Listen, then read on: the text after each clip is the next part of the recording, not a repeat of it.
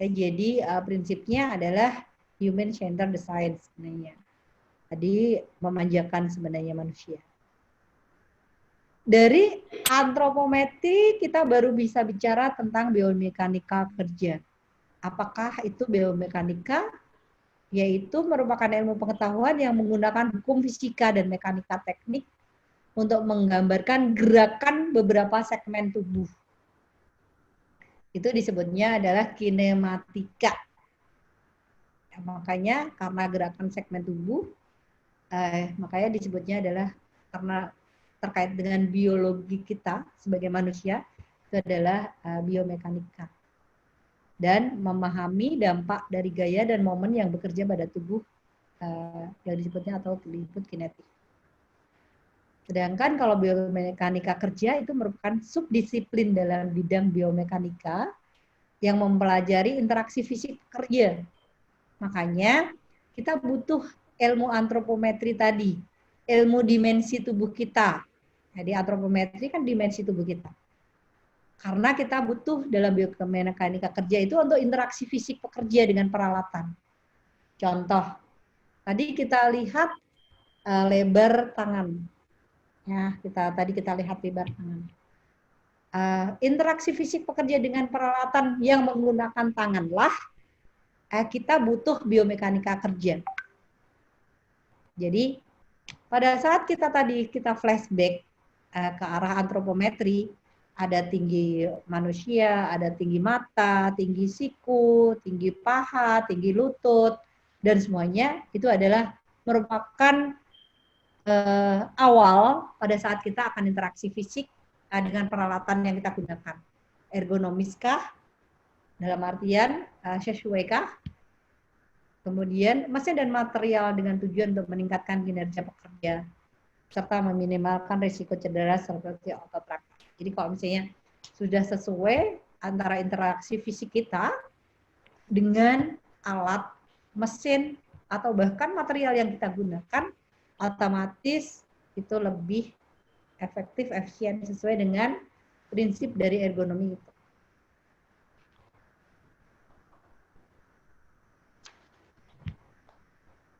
Biomekanika kerja juga membahas tentang kekuatan, kecepatan, dan ketelitian gerak sistem otot rangka dalam tubuh. Makanya tadi ada lingkar paha, lingkar lengan, lingkar dada, lingkar perut. Itu adalah termasuk dibahas dalam biomekanika kerja. Jadi kekuatan itulah hasil dari antropometri itulah seberapa cepat sih, berapa kuat sih, seperti itu. Kemudian membahas daya tahan jaringan-jaringan tubuh terhadap beban mekanik. Tujuannya adalah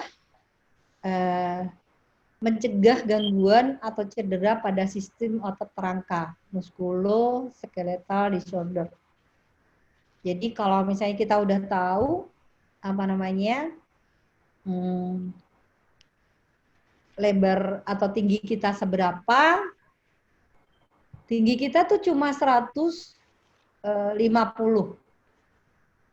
Mosok ya kita mau akan jadi pramugari yang ada jinjit melulu atau butuh egrang kali ya. Berarti tidak sesuai dengan otot rangka kita gitu. Sudah tahu badan kita segede gajah gitu kan, tinggi gede gitu. Tapi alat kerja kita, meja kerja tidak sesuai dengan lebar tubuh kita. Kita disediakannya terlalu kecil misalnya. Itu juga akan gampang banget bikin cedera pada sistem otot rangka. Dan lain-lain banyak banget ya yang terkait dengan itu. Kemudian memperbaiki kondisi tempat kerja. Jadi bisa kita membuat bahwa dengan kondisi yang seperti ini, tempat kerja harus dimodified sehingga benar-benar kenyamanan pekerja itu diutamakan. Nah, itu adalah membuat kondisi.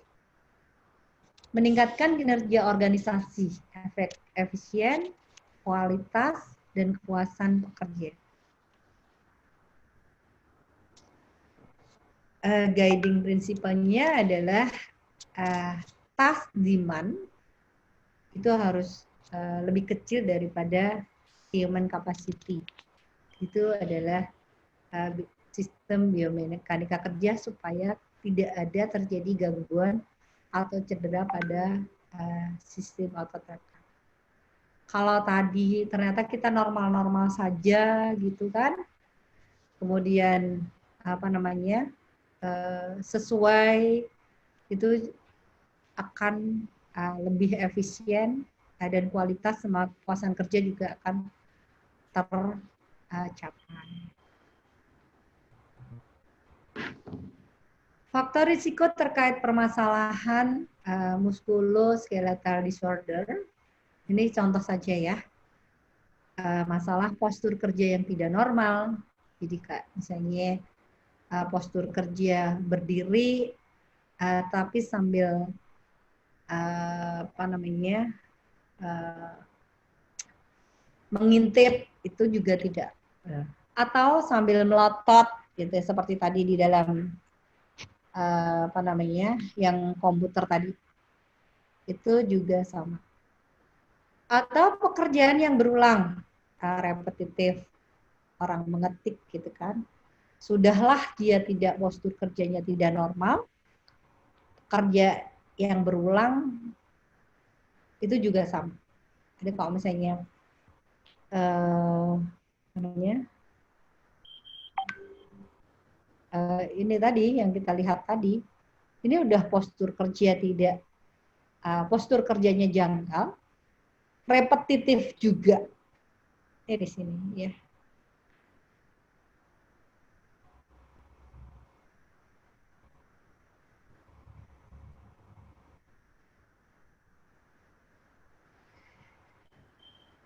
Nah, itu adalah terkait, ini adalah contoh aja, contoh yang terkait dengan biomekanika. Ya. Nah, kemudian durasi kerja yang lama, pembebanan statis pada otot, tekanan kontak fisik, getaran, temperatur, itu juga sama. Ya, jadi apa namanya, resiko-resikonya itu semua. Metode evaluasi atau penilaian risiko, kalau pakai NIOSH Lifting Guide, itu merupakan panduan dalam aktivitas penanganan material atau material handling. Tadi sudah kita lihat filmnya tentang manual handling, khususnya yang berkaitan dengan aktivitas pengangkatan, lifting, dan penurunan atau lowering. Jadi kalau nanti Anda buka di guide liftingnya NIOSH, itu ada terkait dengan lifting, lowering, dan dalam material handling. Kemudian rapid upper limb assessment atau RULA, besok dijelaskan bahwa metode ini digunakan untuk mengevaluasi postur kerja, pembebanan fisik yang diterima oleh tubuh bagian atas, upper line, ya, diantaranya ada leher, lengan atas, lengan bawah, pergelangan tangan, dan bagian-bagian tubuh. Jadi kalau saat di NIOSH itu adalah sama sebenarnya ya, lifting, lowering, dan handling, itu melibatkan juga, sama juga kalau misalnya RULA juga dia upper. Upper itu leher, lengan atas, lengan bawah, pergelangan tangan, dan bagian atas atau perang. Akan jelas, akan bisa terlihat bahwa postur kita, pembebanan kerja kita itu sudah ergonomis apa belum. Setelah itu baru kita bisa menentukan solusinya seperti apa. Kemudian kalau bagian entire, ya, metode ini sama, cuma dia entire body. Namun aspek tubuh yang dievaluasi pada metode ini adalah seluruh, jadi entire. Tadi baik ke atas maupun bawah. Jadi baik tangan, leher, semuanya sampai punggung ya. Itu adalah pakai rapid entire body assessment atau REBA. Kemudian yang berikutnya metode quick exposure checklist. Metode ini selain melibatkan observer sebagai orang yang mengevaluasi pekerjaan, juga melibatkan pekerja yang dievaluasi untuk ikut mengevaluasi pekerjaannya.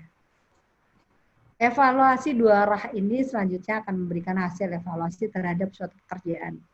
Insya Allah kalau besok Reba sama Rula itu sudah selesai, pasti Dokter Trisna akan melanjutkan ke QEC. Ya, jadi sehingga komplitlah bagaimana cara asesmen. Bidang aplikasinya itu adalah manual handling material, ya, untuk evaluasi and design of industrial operation. Itu biasanya tadi kita sudah apa sih risikonya, kesalahannya di mana sih, tadi ada 4 ya kan kesalahannya. Kemudian industrial design dan simulation, itu ada work task, kemudian tools-nya, kemudian equipment-nya, layout-nya, itu bidang aplikasinya. Kemudian ortopedik, ada implant, ada surgical intervention. Kemudian rehabilitation, itu ada return to work atau job accommodation. Sport science, kemudian vehicle and transportation system. Ini adalah bidang aplikasinya. Nah, ergonomi dan K3 atau ekonomi dan keselamatan kerja itu adalah mengubah keadaan tidak selamat, tidak sehat, dan tidak nyaman menjadi selamat, sehat, dan nyaman. Itu adalah di ergonomi. Nah, kenapa kita merubah selamat, sehat, dan nyaman? Salah satunya ditunjang dengan biomekanikal kerja. Ya, ditunjang dengan biomekanikal kerja.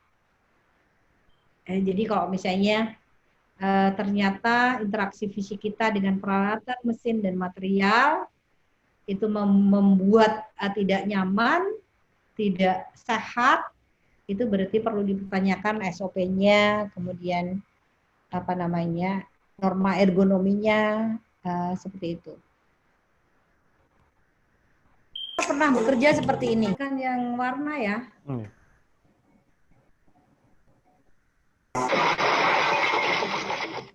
Jadi biomekanikal itu terkait dengan pergerakan di mana kalau misalnya kenapa harus reba, karena dia ada pronation, ada ination, ada flexion, extensionnya di sini gitu. Jadi itulah diukur di situ, seperti itu.